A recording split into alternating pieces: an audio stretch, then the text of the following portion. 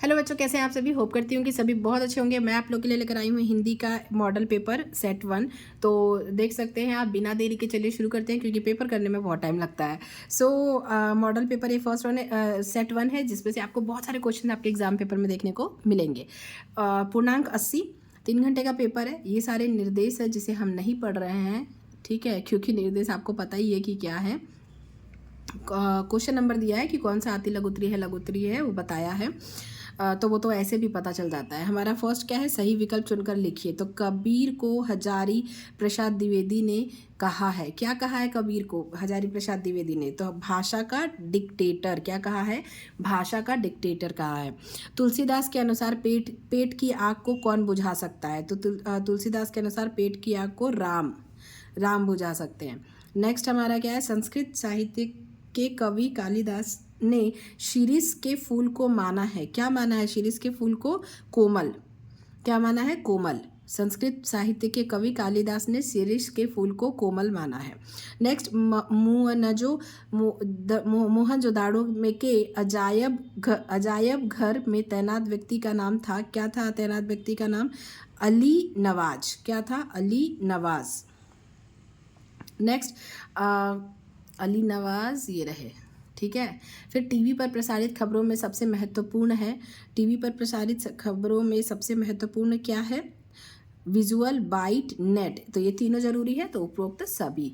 करुण रस का स्थायी भाव क्या है? करुण रस का स्थायी भाव जल्दी से बताओ क्या है? करुण रस का स्थायी भाव शोक। करुण रस का स्थायी भाव क्या होता है? शोक। करुण रस का स्थायी भाव क्या होता है? शोक। नेक्स्ट हम पहुंच गए हैं कि रिक्त स्थानों की पूर्ति कीजिए। राम की शक्ति पूजा की अत्यंत चर्चित कविता है। राम की शक्ति पूजा किसकी अत्यंत चर्चित कविता है? तो सूर्यकांत त्रिपाठी निराला की यह चर्चित कविता है। महादेवी वर्मा ने चांद पत्रिका का निःशुल्क संपादन किया। किसका? चांद पत्रिका का निःशुल्क संपादन किया। चंद्रदत्त तिवारी दूर के रिश्ते में यशोधर बाबू का भांजा लगता है, ठीक है। रेडियो को श्रोताओं से संचालित माध्यम माना जाता है। किससे? श्रोताओं से संचालित माध्यम माना जाता है। दाल न गलना मुहावरे का अर्थ क्या है? सफल न होना। विरोध न होते हुए भी जहाँ विरोध का आभास हो वहाँ विरोधाभास अलंकार होता है। विरोध न होते हुए भी जहाँ विरोध का आभास हो वहाँ विरोधाभास अलंकार होता है। नेक्स्ट, सत्य असत्य देख लेते हैं। बगुलों के पंख कविता में नभ में पतंगे छाई हुई हैं। असत्य। जीवनी सत्य घटनाओं पर आधारित होती है। सत्य। भगत जी का चूरन हाथों हाथ बिक जाता है। सत्य। राखाल दास बनर्जी 1922 में मोहनजोदाड़ो गए, तो ये है सत्य। निराला की सरोज स्मृति घनघोर निजी रचना है। सत्य। श्याम नारायण पांडे द्वारा रचित हल्दी घाटी का युद्ध एक सुप्रसिद्ध महाकाव्य है। असत्य।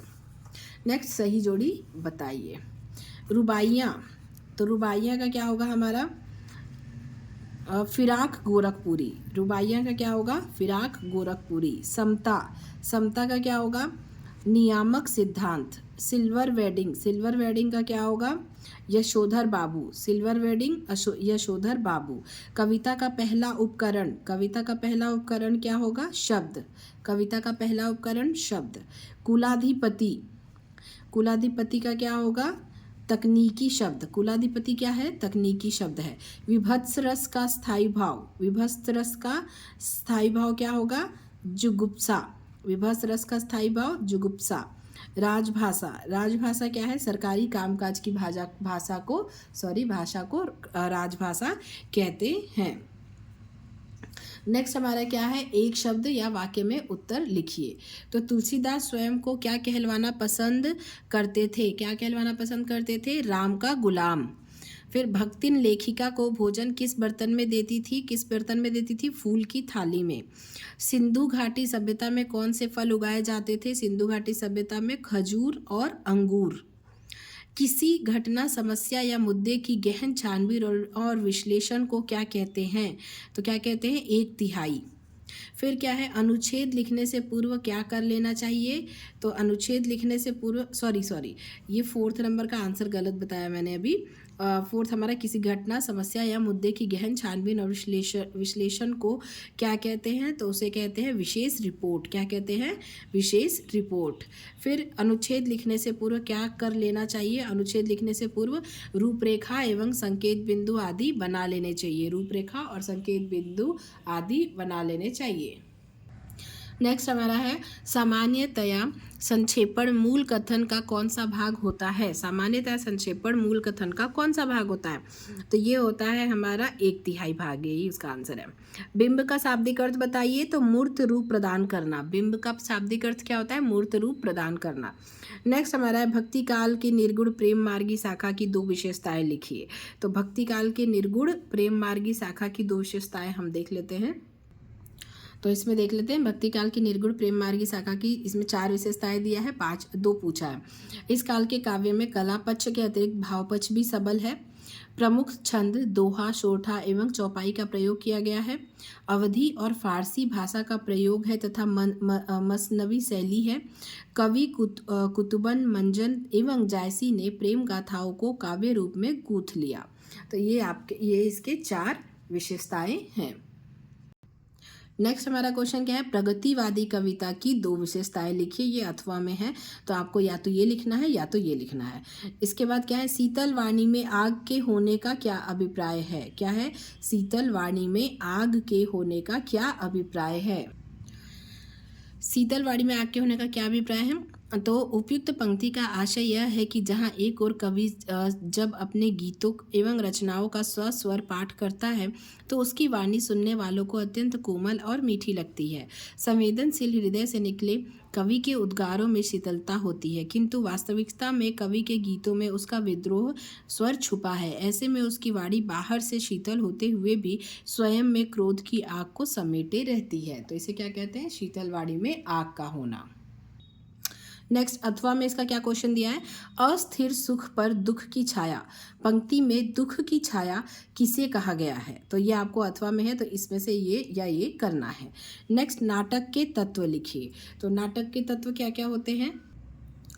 नाटक के तत्व होते हैं हमारे कथावस्तु, संवाद, पात्र एवं चरित्र चित्रण, भाषा शैली, अभिनेयता और उद्देश्य। ये क्या होते हैं? नाटक के तत्व। नेक्स्ट क्या है हमारा? नाटक के तत्व के बाद इसमें संस्मरण और रेखा चित्र में 2 अंतर लिखिए, या तो ये लिखना है। हमारा नेक्स्ट क्वेश्चन क्या है? अगर आपको कोई क्वेश्चन नहीं बनता हो तो आप मुझे कमेंट कर दीजिएगा। भक्तिन अपना वास्तविक नाम लोगों से क्यों छुपाती थी? क्यों छुपाती थी? भक्तिन का वास्तविक नाम लक्ष्मीन अर्थात लक्ष्मी था। यह समृद्धि सूचक नाम उसके भाग्य की रेखाओं से नहीं मिलता था। भक्तिन समझदार व बुद्धिमान नारी थी जो इस नाम को बताकर उपहास का पात्र बनना नहीं चाहती थी। शायद व्यावहारिक जीवन और नाम का मेल न मिलने के कारण वह वास्तविक नाम को गुप्त रखती थी। ये इसका आंसर है। ठीक है, इसके अथवा में कौन सा क्वेश्चन है? लुट्टन पहलवान ने ऐसा क्यों कहा होगा कि मेरा गुरु कोई पहलवान नहीं, यही ढोल है। ठीक है, तो ये क्यों कहा होगा? इसका आंसर लिखना है।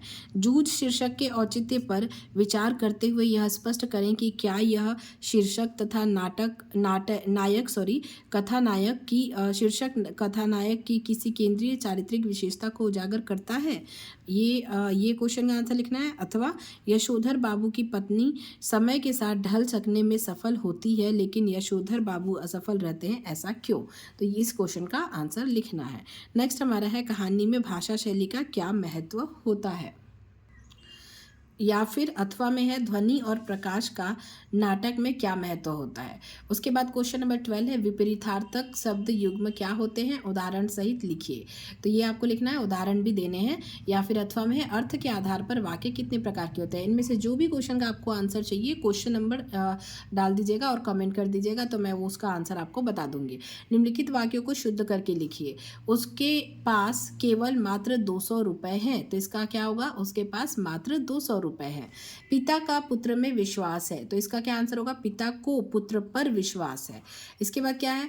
कोई 2 तकनीकी शब्द लिखिए। तो तकनीकी शब्द लिखना है, तो उसका आंसर क्या होगा? ऊतक, रेखा चित्र, ये होते हैं तकनीकी शब्द। लक्षणा शब्द शक्ति की परिभाषा 100 उदाहरण लिखिए। लक्षणा शब्द शक्ति क्या होती है उसकी परिभाषा लिखना है और उदाहरण लिखना है। ये मैंने ऑलरेडी प्रोवाइड किया है, तो वीडियो आप जाकर देख सकते हैं। काव्य में ओज गुण किसे कहते हैं? ठीक है, तो आई थिंक तेज जो होता है, तेज वाला वाला जो गुड़ होता है उसे ही ओस गुड़ कहते हैं, बट फिर भी अगर आपको इसका आंसर नहीं पता होगा तो आप मुझे कमेंट कर दीजिएगा। डॉक्टर नगेंद्र ने बिंब को किन शब्दों में परिभाषित किया है? नेक्स्ट हमारा है स्थायी भाव तथा संचारी भाव में अंतर बताइए। ये सारे क्वेश्चन बहुत ज़्यादा इंपॉर्टेंट है तो जरूर देख लीजिएगा। फिराक गोरखपुरी अथवा हरिवंश राय बच्चन का काव्यगत परिचय निम्नलिखित बिंदुओं के आधार पर लिखिए। तो फिराक गोरखपुरी का तो शायद मुझे याद नहीं, लेकिन हरिवंश राय बच्चन का मैंने ऑलरेडी प्रोवाइड किया है तो आप वो चेकआउट कर सकते हैं। महादेवी वर्मा अथवा हजारी प्रसाद द्विवेदी का साहित्यिक परिचय निम्नलिखित बिंदुओं के आधार पर लिखिए। तो इन दोनों का ही मैंने वीडियो ऑलरेडी डाला हुआ है, तो अगर आपने नहीं देखा है तो वो भी आप देख सकते हैं। नेक्स्ट हमारा है अपने विद्यालय में आयोजित होने वाली राष्ट्रीय पुस्तक प्रदर्शनी का विज्ञापन बनाइए। तो विज्ञापन आपको बनाना है किसका? राष्ट्रीय पुस्तक प्रदर्शनी। तो भाई विज्ञापन जैसा ही आपको ऐसे स्क्वायर करके उसके अंदर विज्ञापन जैसा बनाना है कि पुस्तक का डायग्राम बना देंगे, आपकी राष्ट्रीय पुस्तक प्रदर्शनी है। तो ये 3 नंबर का है, बहुत आसान है। नहीं बनेगा तो आप मुझे कमेंट कर दीजिएगा, मैं ज़रूर आपको बना के बता दूंगी, ठीक है। नेक्स्ट हमारा क्वेश्चन क्या है? नेक्स्ट हमारा क्वेश्चन है इंटरनेट के उपयोग पर भाई बहन के मध्य होने वाले संवाद को लिखिए। ये भी बहुत आसान है, तो इसमें भी अगर नहीं बनता है तो आप मुझे बता दीजिएगा, मैं आपको बता दूंगी, पर आई होप कि आपको बन जाता होगा। नहीं बन रहा होगा तो कमेंट जरूर कीजिएगा। निम्नलिखित अपठित गद्यांश पद्यांश को ध्यानपूर्वक पढ़कर नीचे दिए गए प्रश्नों के उत्तर लिखिए। तो ये आपको पढ़ना है और इसके उत्तर आपको देने हैं। ज्ञानी और विद्वान कौन होते हैं? तो इसको आप पढ़ेंगे तो आपको समझ में आ जाएगा। मानव का वास्तविक श्रेय क्या है? उपयुक्त पद्यांश का उपयुक्त शीर्षक लिखिए। नहीं बनेगा तो आप मुझे बता दीजिएगा। ये आप पढ़ सकते हैं, ये देखो आप अच्छे से पढ़ सकते हैं। स्क्रीनशॉट लेकर स्क्रीनशॉट लीजिए और इसको पढ़िए और चेक करिए। अगर नहीं बनता है तो आप मुझे बताइए। नेक्स्ट हमारा क्वेश्चन क्या है? एक और है अपठित गद्यांश, इसे आप पढ़ लीजिए। इसके क्वेश्चन आंसर आप दे सकते हैं। ये देखो आप इसका स्क्रीनशॉट ले सकते हैं अभी, और इसके बाद इसको पढ़िए और इसको प्रैक्टिस कर लीजिएगा क्योंकि ये आने के चांसेस है। निम्नलिखित पद्यांश की प्रसंग और संदर्भ सहित व्याख्या कीजिए। अगर आपको प्रसंग और संदर्भ सहित व्याख्या करना नहीं आता होगा तो भी आप मुझे कमेंट कीजिएगा, मैं बहुत आसान तरीका बता दूंगी। तो ये आपका दिया हुआ है पद्यांश, इसका हमें क्या करना है? प्रसंग और संदर्भ के साथ व्याख्या करना है। अथवा ये एक और दिया है गद्यांश, इसका पद्यांश, इसका भी हमें व्याख्या करना है। तो ये आप देख सकते हैं कि किसका इसमें आपको जो इजी लगता हो उसका कर सकते हैं। निम्नलिखित गद्यांश का संदर्भ सहित व्याख्या कीजिए। तो गद्यांश यहाँ पे दिया हुआ है, इसे भी आप पढ़ सकते हैं, और इसका भी अथवा में भी दिया है, तो इन दोनों में से किसी का भी आपको करना है। फिर परीक्षा अवधि में ध्वनि विस्तारक यंत्र लाउडस्पीकर के बजाने पर प्रतिबंध लगाने के संबंध में जिलाधिकारी को पत्र। ये मैंने ऑलरेडी वीडियो प्रोवाइड किया हुआ है, बहुत आसान है, आप लिख सकते हैं, आप वीडियो देख सकते हैं। अगर नहीं आता है तो आप मुझे जरूर बताइएगा, मैं कमेंट में आपको मतलब इसका लिंक दे दूंगी, तो आप देख लीजिएगा अगर आपको नहीं आता है लिखने तो। फिर वाद विवाद प्रतियोगिता में प्रथम स्थान प्राप्त करने पर अपने मित्र को बधाई पत्र। ये तो बहुत ज़्यादा आसान है, मित्र को पत्र वाला तो बहुत ज़्यादा आसान है। कुछ भी आए टॉपिक तो आप लिख सकते हो, मैंने वीडियो बनाई हुई है कि कुछ भी आए तो आप कैसे लिखोगे, तो वो भी आप देख सकते हो। निम्नलिखित में से किसी एक विषय पर क्या करना है? संक्षिप्त किंतु सारगर्भित निबंध लिखना है। तो क्या क्या है? स्वावलंबन है, समय का सदुपयोग है, और समाचार पत्रों की उपयोगिता है। तो इनमें से कोई भी एक निबंध आपको एक विषय पर मतलब आपको लिख लेना है, बहुत अच्छे से पॉइंट वाइज लिखना है ताकि आपको 4 नंबर मिले। तो ये था पूरा पेपर, एक मॉडल पेपर। अगर ऐसा ही पेपर आपको और चाहिए तो आप मुझे कमेंट कर सकते हैं, इनमें से आपके क्वेश्चन फंसने के बहुत ज़्यादा चांसेस है। तो वीडियो पसंद आई होगी, हेल्पफुल लगी होगी तो वीडियो को लाइक कीजिएगा, शेयर कीजिएगा। चैनल पर नए हैं तो प्लीज़ चैनल को सब्सक्राइब कर लीजिएगा। Thank you, thanks for watching.